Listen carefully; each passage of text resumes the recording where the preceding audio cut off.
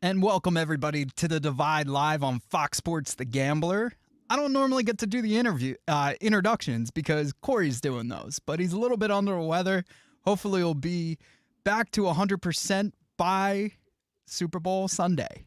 So we're hopeful that we'll be able to make some content and give it out with Corey's beautiful face. But right now, I got Mikey Hughes with me because I called up my buddy from Chicago whenever I need somebody to bail me out. And you've always done that, Mike. I appreciate you. How you doing? Man, we're doing well. I always appreciate being here. We're just rocking out, getting ready for the Super Bowl. Awesome. Yeah, man, it's crazy, right? So that's in the show description when I was writing it. I was like, come Monday, baseball takes center stage. It's going to get the majority of all the press, everything. Like, look, basketball is awesome. March Madness is awesome. WrestleMania is going to take this city by storm in Philadelphia. Don't get me wrong. But baseball's baseball, baby. And the only thing that really tends to trump that is football. So let's get it going. Tell me what's going on. How you feeling about your Chicago Cubs? And we'll kind of go around the league. Oh man, that's exactly the conversation right now. Is we're trying to figure out what's going to happen within the next couple of or at this Bowl, and after this Bowl, I really know what direction Chicago Cubs are going right now. I sit here and say, yeah, man, we're gonna be up here. I want to sit here and talk the gambler, Cody Bellingham gamble this. Take it to the Cody Bellingham will be a Chicago Cub, but because of Castellanos, because of Rizzo, Baez, guys from the last 5, 6 years not being able to get re-signed and get another contract and extension, I have a hard time standing up here saying that that's solidified and that's going to happen, especially when Scott Boras is client. It's always a bad time. I'm sure it's great in his household. I'm sure they're doing well. He's been getting me pretty good the last few years, whether that's JJ or Chris Bryant. But yeah, I'm excited. I've heard Matt Chapman is in conversations. They're out on Belly, or maybe they'll be behind the ball. There's also rumors Philly might be interested in Cody Bellinger as a sleeper. So I had a lot of things in my mind right now, and none of them are certain. Right. Well, what is certain is, Boris did get it wrong with Michael Conforto, and I'm always reminded by that, right? You played your card way too much on that one. But what I would say is, yeah, I'd rather not deal with a Scott Boris player ever. Like, he's too pompous, and it's just he tends to get all the money out of any stone possible, right? So, like, look, yeah, around the league, I want to talk about everything going on. You saw Baltimore since we last talked get new ownership, which is exciting. You saw a huge trade, right? So it's just there's so much going on. I want to get your take on it all. Starting in Baltimore and just going around the league. I think Baltimore was great. I mean, I'm not going to disrespect any of the owners that came previously to them, but I do think that new ownership, is going to do their due diligence to try to market them a lot better. I think when you look at the Baltimore area as a whole, I mean, they care about sports. If you've gone to a Ravens game, they are absolutely incredible fan base. It's a city that doesn't get talked about enough. They are blue collar hard workers, just like Philly, just like Chicago, just like New York. They do their jobs, and they are hard nosed people that demand great baseball, great football. They want a 2-time MVP in Lamar Jackson. Shout out to him. They want the best that they can get, and I think you're going to get that out of this new ownership. I think they've already gone above and beyond to show that they want to win by going after Corbin Burns, which I'm a big guy. He wanted out after that. And arbitration, like it just ruins players and it ruins their relationship with these companies, and that's what they are. Teams are companies, right? So could you imagine any job you have having an arbitration where somebody's going to tell you, because in that week you underperformed, you're not worth this money, and you cost us, the playoffs, essentially. Like that's what they did to this gentleman. And now, like, obviously he's like, you know what, I want out. And so look, shout outs to him. I mean, I hope more players take that avenue, and I hope more teams realize you got to treat these guys like human beings. You can't just go, hey, we're going to tell you why you're terrible at your job. Like, it just does not work, especially when you need that guy to work for you. Right. So, there's a lot when you go through that scenario, and it's just, it's good for him. Good for him. Good for Baltimore. I hope they love him to death. Another guy I want to talk about, and I hate talking about him, but he's making his pressers. He's going around. I've seen it's so much talked about whether or not he should get another shot. And I think you know who I'm talking about. You don't. Let me know. There's a couple guys. I know who you're talking about, but I don't want to say his name on air unless it's the right guy we're talking about. Listen, let's not talk about it, right? Because I'm tired of giving him an outlet. Let's put it that way. If you know who I'm talking about right there. Right. But look, man, it's crazy. He's saying he would take the minimum. Obviously, nobody's going to do that. Right. I think he's shot. I don't think there's ever a shot that you see him on an MLB team, period. Like, ever. And honestly, like, I don't blame anybody for that. And we're talking about Trevor Bauer. And look, I get it. Like, they're saying some was consensual, some, like, it's still, like, he was a bad teammate. He made a huge scene wearing Met hats, LA hats. He did a whole YouTube series about Spider Tech, only to find out he was using it. He explained everything on that end. LA didn't need him. They cut the check. They wanted him on the team. Obviously they cut the check, but once they got rid of him, it seemed like they didn't miss a step, and the clubhouse kind of grew. So it's addition by subtraction. But Mr. Trevor Bauer, like, I get it. You did the New York media. You're on podcast. You're on huge podcasts, by the way, and it's not relating to anything that I don't think. I would be so distraught if the Mets decide to do that, because that's bargain basement type stuff.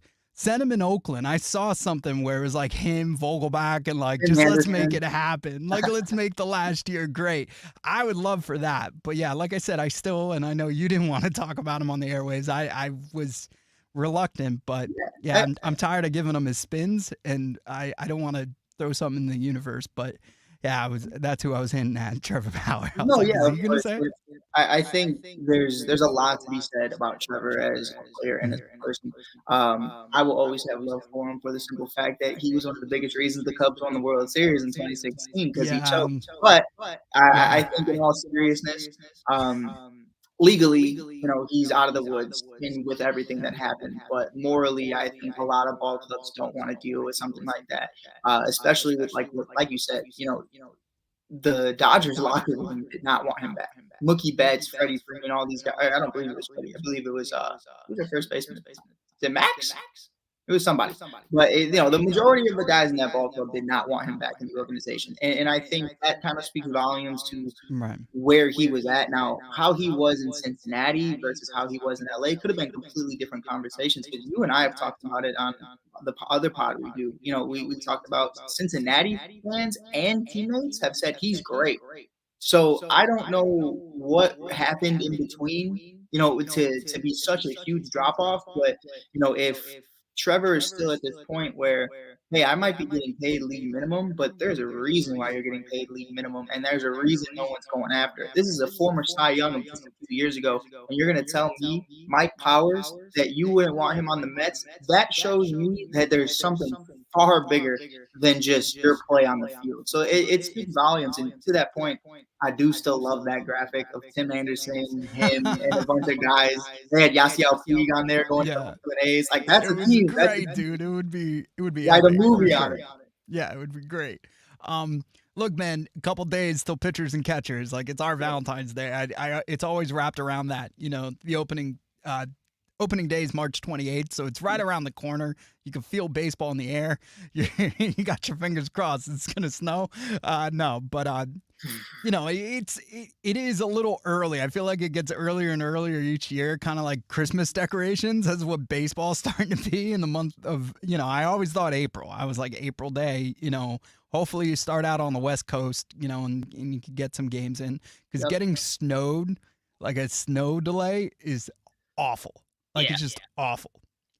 So yeah, what shocks you? And I know one of the answers already is going to be Cody Bellinger, but who's still jobless right now? That's like, is this going to happen, or are we waiting for Cody to get signed and then everybody else gets signed?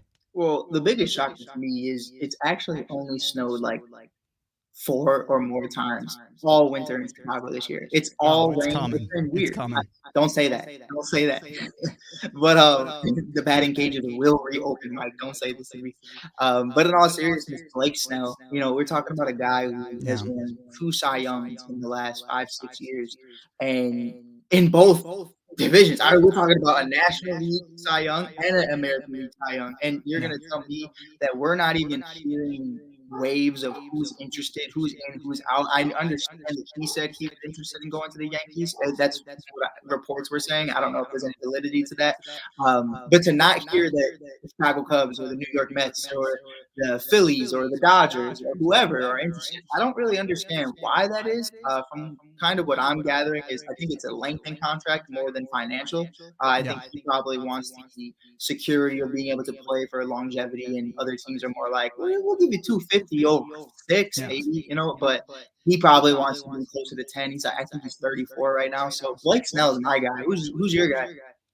Not it, like look, I'm looking at Cody. Like honestly, I feel for you with it. So like I check on it I even checked it this morning. I was like, see if he was signed. I was like, nah, Mikey would tell me. Mikey would tell me. So really that's who I'm looking at. Those two, like that's just it's remarkable that neither one is signed, and that's really the headlines. And anybody else past that is gonna be signed the second those two land. So you got a pitcher and a hitter clogging up the free agent market, and we're talking about pitchers and catchers reporting in 2 days. So it's tough, man. I don't know. Like it's always weird because you get the Otanis signed, you get all these awesome athletes signed in December, and it's a great feeling. It feels like baseball's right around the corner, and then the market just dies. So I don't know. Dude, I really, really would love Blake Snell as a New York Met. I don't think it's going to happen. Obviously, it just seems like they're in a funk. You got Steve Cohen now spending money in the PGA. So Yeah. I don't even know if we're going to be fully invested. I think we could become a situation where he's like, all right, let's hold off, save some money. This could become a 10-year project for him. Like honestly, like he just, if anybody doesn't know, but his company just invested over $2.5 billion with the PGA. And I don't care what anybody says. That's like if I decided to buy a boat, like it's a big investment, or an RV. Like that's his version of that. So he does have an insane amount of money. I mean, for example, the first year with the Mets, he made so much money. His company made so much money that it made up for that purchase. So the guys got money for days. Like, they actually made a movie, a TV show about him. He's the real life Axelrod. So there's people like that. A guy that, we talked about, Trevor Bauer, that I would love to see get a shot, and I check on this daily, is Noah Syndergaard. I mean, I would love to see Noah get an opportunity. I know the Yankees and 30 other guys went and watched him practice.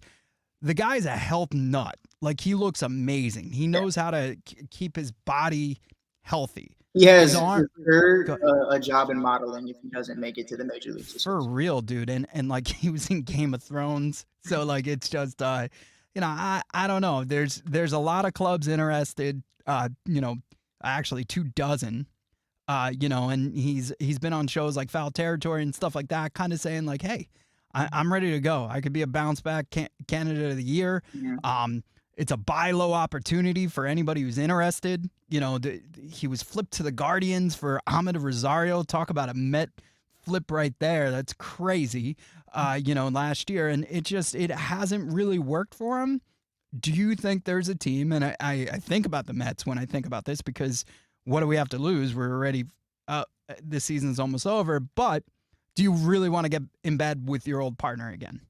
Yeah, for sure. So I think the Nets are definitely one of those teams that I think, okay, we understand who he is in and out of the clubhouse, so we would love to have that on a sorry, Mike, on a rebuilding caliber team, because there's so many highs and lows throughout a season, and you need one of those guys who've been like, I've been to the highest point with this organization, and I've been in the middle, and I've been at the bottom. So you kind of just have to stay consistent the entire time, and Noah's one of those guys that can do that. So I definitely think the Mets would be interested. Another one I want to throw in there are the rivals on the south side, the Chicago White Sox. I think the Chicago White Sox are in a position right now to where, one, nobody wants to go there. Two, Yeah. they do not have a lot of starting pitchers coming out of the pipeline right now as it comes to the AAA. A lot of those cats are still in single A and double A, doing a lot of rookie ball, independent ball. So I think they definitely could use a guy like Noah Syndergaard right now, especially if after the Corbin Burns move, maybe Dylan Cease is going to be on the move as well. And then the last one I want to throw out there, another rival for me, the St. Louis Cardinals. I just think health has been their worst enemy in the last 3-4 years. And I think, potentially with this rotation right now, like you said, with addition by subtraction over there, I think some of the guys that they brought in, like Lance Lynn, is that really an addition with the injury history that he's had? Maybe you bring in Noah and just pray to God that one of them can start by July. Yeah. Alex Cooper has made Noah Syndergaard so probably happy and sad at the same time. So people don't know that Noah and her used to date, right? Mhm. And she just blew him up in September and was like, you can't get an explicit contract. So Right. he's been through the ropes, man. I definitely feel like he needs his mojo back. I honestly thought that the Mets should have either put him or Harvey in a closer role back in the day, save, protect their arms. I mean, think those first 2 innings, lights out, dude. They could have been closers. It would have been great for their careers. But it's also the players, right? Seth Lugo, right, was great out of the pen. He wanted to be a starter. He's going to get that opportunity as a Royal.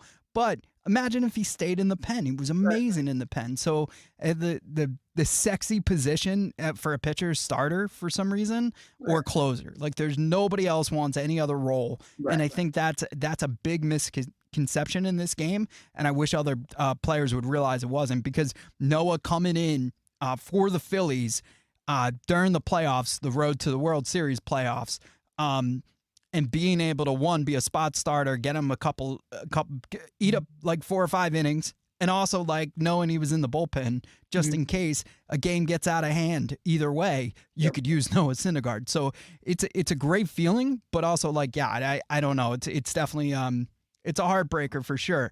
But to go back to Bauer, if Noah was saying, hey, I'd take a league minimum right now and incentives, like I'd be like, go do it. If he's willing to do that, because he left the Mets for like $700,000 more. Like, so for reference, like, they gave him a qualifying offer. He rejected it and took, less than $1 million to go play elsewhere. So, there's so much, and I can't wait to keep talking year after year, man. We, here in iHeart, we, had the privilege to have Brendan Graham in studio. He was on Frankie Darcel's show. She tapped me on the shoulder and she said, hey, you want to help me? I said, can I help you? Absolutely. So the Give Us a Shot Network boys got quick. We made a graphic.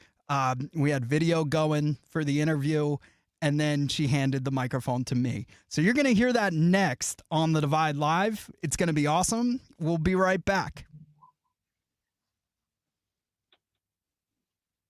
So, Mike, we could do one more, like a wrap up, 10 minutes. We'll do that right now, and then I'll cut it all into segments, and then we could play it as a full show. And I could also send it all to them. Sounds all right.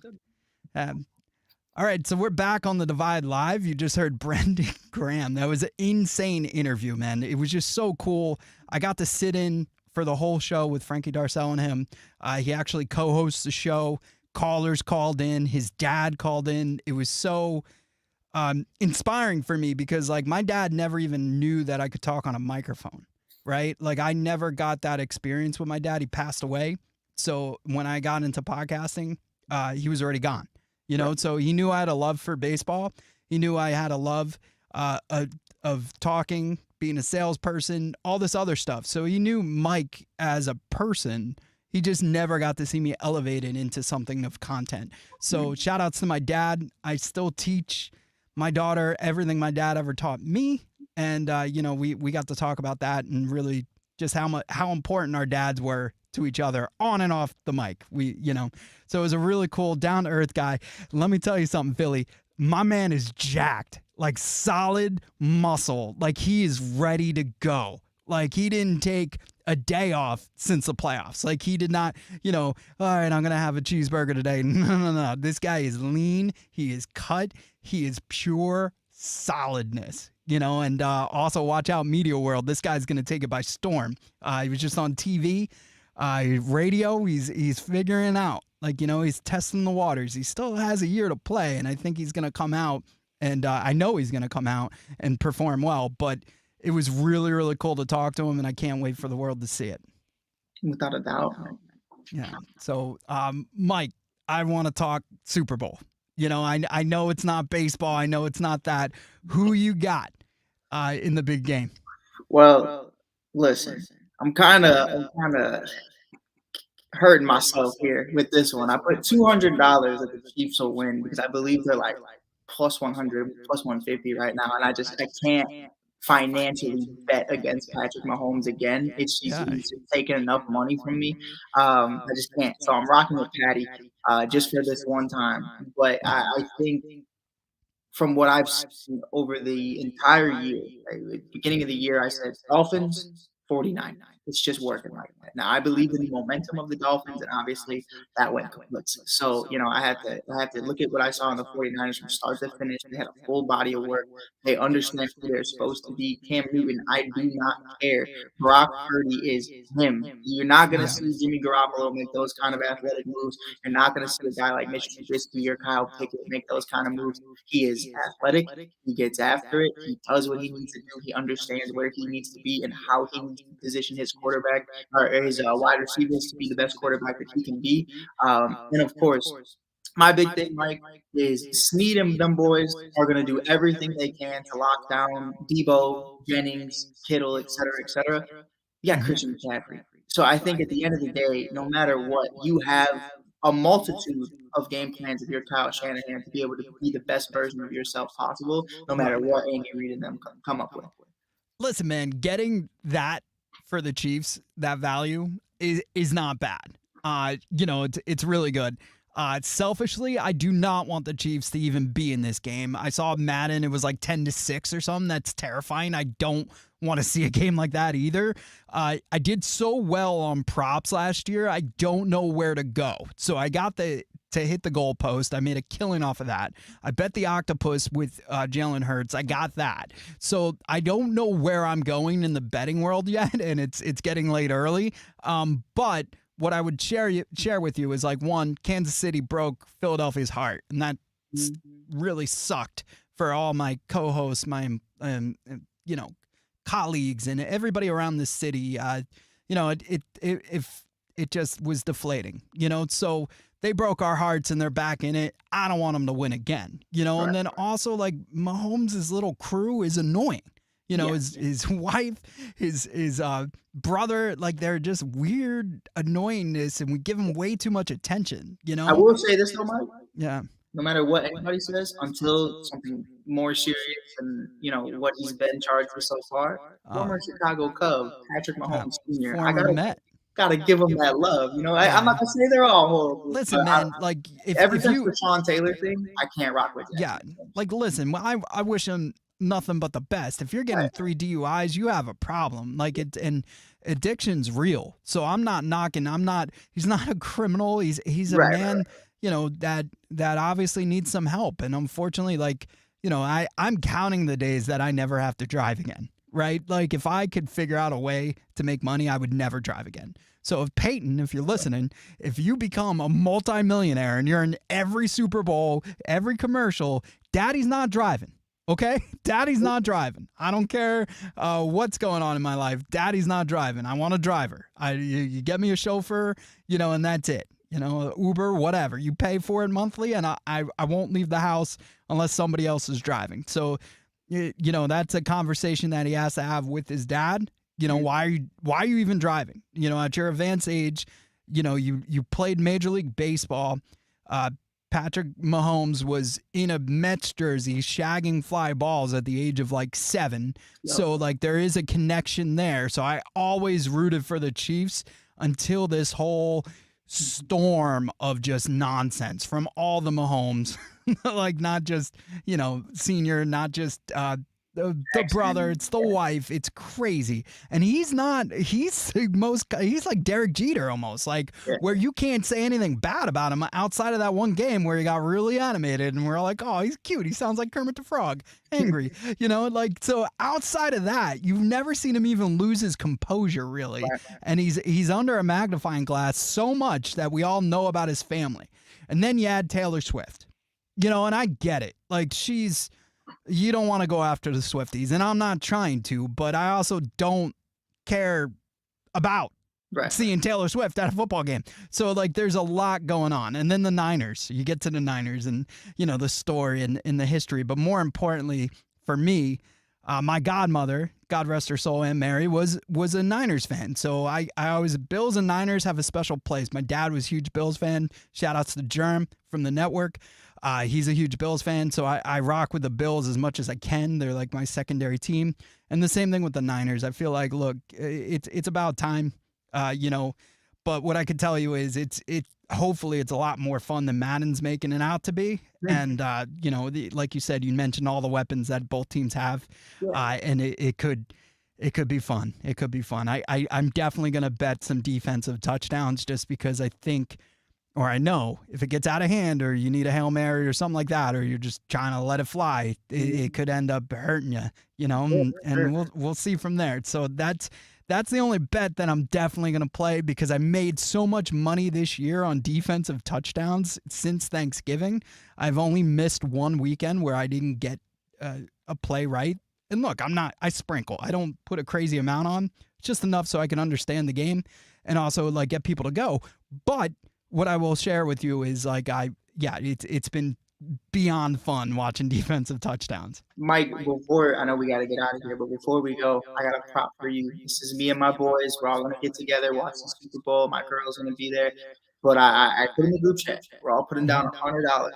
I have them showing Taylor Swift over 7.5 times. How many times over under do you think I hit 7.5?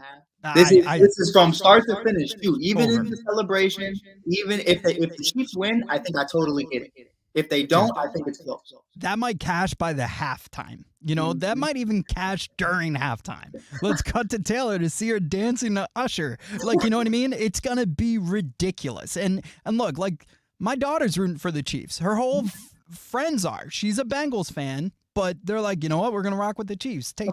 So it's crazy. I have a prop bet for you.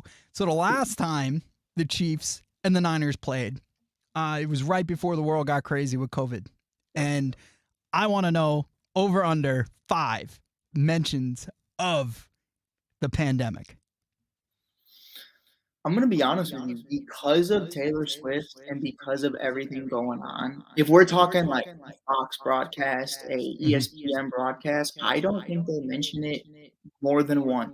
And that's a generous once. I think they would literally just say it happened before the pandemic. I think a lot of media has been trying to shy away from that ever even happening. Like we have those conversations all the time about like, man, the NBA finals were played with 0 fans, and you don't hear a single word about it ever, other than the players talking about it. So I don't think it's going to be mentioned as much. I would take the under. Okay. And then before we get out of here, your go-to Super Bowl snack. I gotta know. Oh, dude, Italian beefs all day. Gotta go to Killers, gotta go to Portillo's, or I gotta go to Tony's, Natoli, somewhere. Get me an Italian beef. I gotta get it right because I'm gonna smack at least 3 of them. I'm a wings guy, bro. I'm going to rock so many wings. And I just did for the Pro Bowl, shout outs to Nick's Roast Beef. They had 10 restaurants from Northeast Philly compete in a wings contest. He bought all the chicken. He paid for everything. All they had to do was set up, bring their sauces, and present their best wings. And it was a lot of fun, but I haven't ate a wing since the Pro Bowl, but I can't wait to chomp on some on Sunday. Also, I'm a big dip guy. I love dip. If it's done right. If it's done Yes, right. you got it. Yeah, a good guac. I'm there. A good onion dip. I'm there. Dare I say cheese? Like anything that I could take a sodium-filled piece of paper and dip into cheese, like I'm there. I'm Yeah. there. That's That's how it my was. go-to. My mother-in-law is making chili and mac and cheese. And then we're ordering from our favorite restaurants, Wings and Things in Tom's River. We're gonna get some wings from there. We're also going to keep it local in Trenton at Chuck's Wings. So those are our guys. We're going to rock with both of them, and we can't wait for the Super Bowl. Tune in next week where Corey hopefully is back healthy and talking, and maybe we'll have Mike on too. We got some other guests coming in this next week. Shout outs to Brendan Graham for giving me that time. Never forget it. Bucket list moment for me. Thank you to Frankie Darcel for trusting me with her product, but also allowing me time with her friend. So this is The Divide Live. I'm Mike. You're Also, mine. yeah. and this has been The Divide. So thanks for watching. We'll see you next week.